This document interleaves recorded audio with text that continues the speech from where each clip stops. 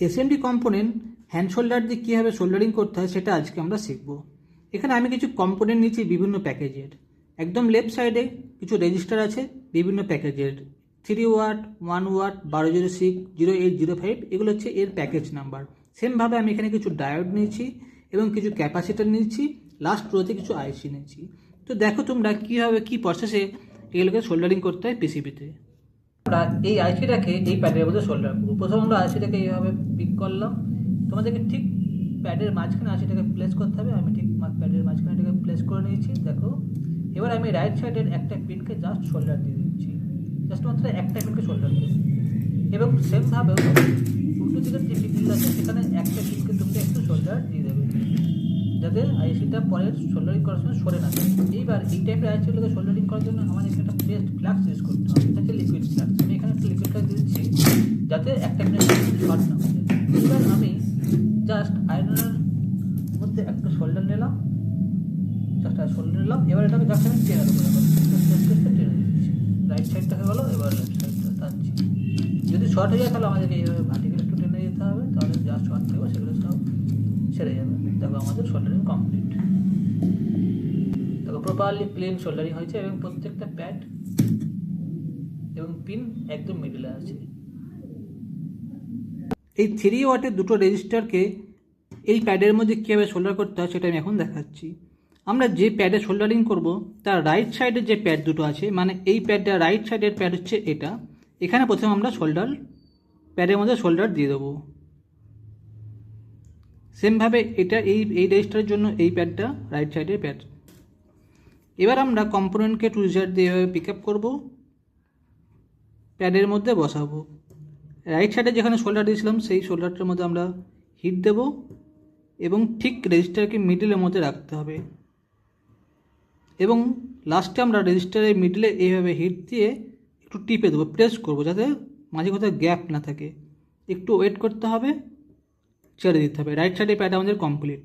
সেমভাবে আমি আবার করছি। দেখো, এই রেজিস্টারটাকে আমি পিক আপ করলাম, একটু শোল্ডার নিলাম, রাইট সাইডের যে প্যাডটা শোল্ডার নিয়েছিলাম সেখানে আমি এটাকে বসালাম, এখানে আমি এটাকে হিট দিচ্ছি, একটু ওয়েট করতে হবে, পরে মিডলে ধরে একটু এটাকে প্রেস করতে হবে যেন মাঝে গ্যাপ না থাকে। এবার আমাদের লেফট সাইডের প্যাড দুটোকে শোল্ডার দিতে হবে। প্রথমে আমরা লেফট সাইডের প্যাডটাকে এইভাবে শোল্ডার দেবো, একটু ওয়েট করতে হবে, শোল্ডার মেল্ট হলে বুঝতে পারবো, ছেড়ে দেবে। সেমভাবে এটাকেও আমি শোল্ডার দিচ্ছি, মেল্ট হলো, ছেড়ে দিলাম। লাস্টে রাইট সাইডের প্যাড দুটোকে আরেকবার ফাইনাল টাচ আপ দিয়ে দেবে তোমরা। দেখো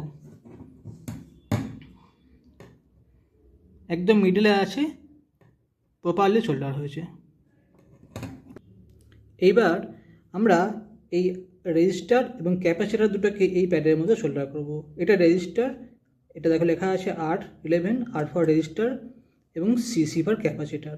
সো সেমভাবে আমরা রাইট সাইডের প্যাড দুটোকে প্রথম শোল্ডার দেব। এটা রাইট সাইড প্যাড, এটা রাইট সাইড প্যাড, এটা দুটোকে শোল্ডার দিলাম।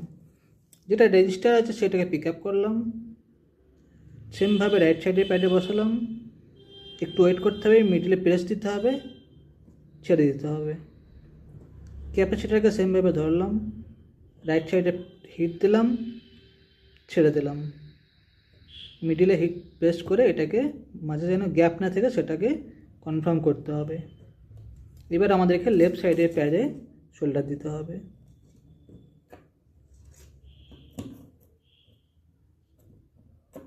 লাস্টে রাইট সাইডের প্যাডকে টাচ আপ করতে হবে। নেক্সট আমরা দুটো স্মল প্যাকেজের কম্পোনেন্ট শোল্ডার করব। এটা একটা রেজিস্টার, এটার প্যাকেজ নাম্বার 1206, এটা ক্যাপাসিটার প্যাকেজ 0805। এই দুটোকে আমরা এই R3 এবং C2 এই দুটো প্যাডের মধ্যে শোল্ডার করব। তো দেখো সেমভাবে আমরা রাইট সাইডের প্যাড দুটোর মধ্যে শোল্ডার দেবো। ফার্স্ট এটা R3, এটা C2। R3 রেজিস্টার 1206 প্যাকেজের এটাকে পিক করলাম, প্যাডের মধ্যে বসালাম, রাইট সাইডে প্যাডকে হিট দিলাম, সেমভাবে ক্যাপাসিটারকে পিক করলাম, প্যাডের মধ্যে বসালাম, রাইট সাইডে হিট দিলাম। এবার আমাদেরকে লেফট সাইডে শোল্ডার দিতে হবে।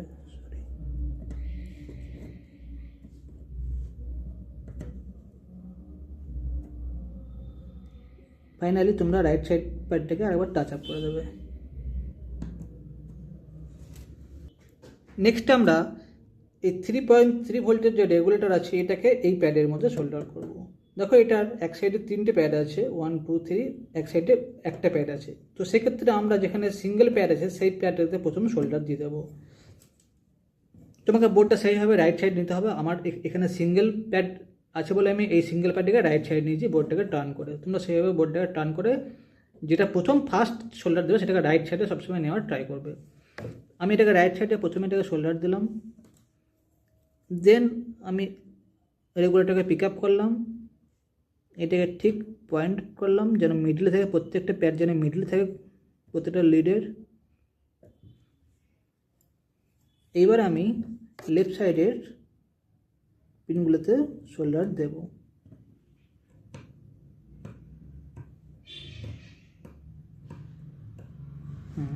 এবং শেষে আমি রাইট সাইডে প্যাডটাকে টাচ আপ করব।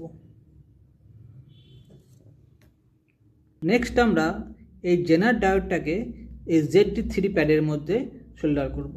জেড ফর জেনার ডায়োড, এখানে ZD3 ফর জেনার ডায়োড 3। দেখো ডায়োডকে যখন আমরা কোনো প্যাডের মধ্যে শোল্ডার করবো তখন তার পোলারিটি দেখতে হবে, কারণ ডায়োডের মধ্যে অ্যানোড অ্যান্ড ক্যাথোড পোলারিটি থাকে। সেক্ষেত্রে দেখো এখানে যে প্যাডের কাছাকাছি একটা হোয়াইট কালারের রেড লাইন আছে, দ্যাট মিনস এই প্যাডটা হলো তোমার ক্যাথোড। সেমভাবে ডায়োডের মধ্যে তোমার পোলারিটি দেওয়া আছে। ভালো করে দেখো এখানে একটা রাইট সাইডে একটা ভার্টিক্যালি একটা লাইন আছে, দ্যাট মিনস রাইট সাইডের যে প্যাডটা আছে এটা ক্যাথোড। এবার আমরা রাইট সাইডের প্যাডটাতে শোল্ডার দিলাম। আমরা এটাকে পোলারিটি দেখে নিয়েছি আগে, রাইট সাইডে আমাদের ক্যাথোড আছে, পোলারিটি ঠিক আছে। আমরা এটাকে এখানে প্লেস করলাম, একটু ওয়েট করলাম। এবার লেফট সাইডের প্যাডটাকে শোল্ডার দিলাম, শেষে রাইট সাইডে প্যাডটা টাচ আপ করলাম। নেক্সট এই ট্রানজিস্টারটা একটা SMD ট্রানজিস্টার, এর পার্ট নাম্বার হচ্ছে MMBT2222। এটাকে আমরা এই প্যাডের মধ্যে শোল্ডার করব। দেখো এখানে 3টে টার্মিনাল আছে, 1 2 3।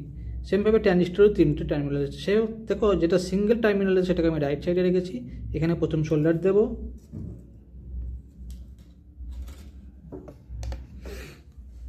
রাইট সাইডে প্যাডটা আমি প্রথম শোল্ডার দিলাম, ট্রানজিস্টারকে আমি পিক করলাম, এখানে এটা আমি প্লেস করলাম। এটা দেখতে হবে সমস্ত প্যাড যেন ঠিক মিডলে থাকে। দেন আমি লেফট সাইডের যে পিন দুটো আছে সেটার মধ্যে আমি শোল্ডার দিলাম। ফাইনালি রাইট সাইডের প্যাডটাকে একবার টাচ আপ করলাম।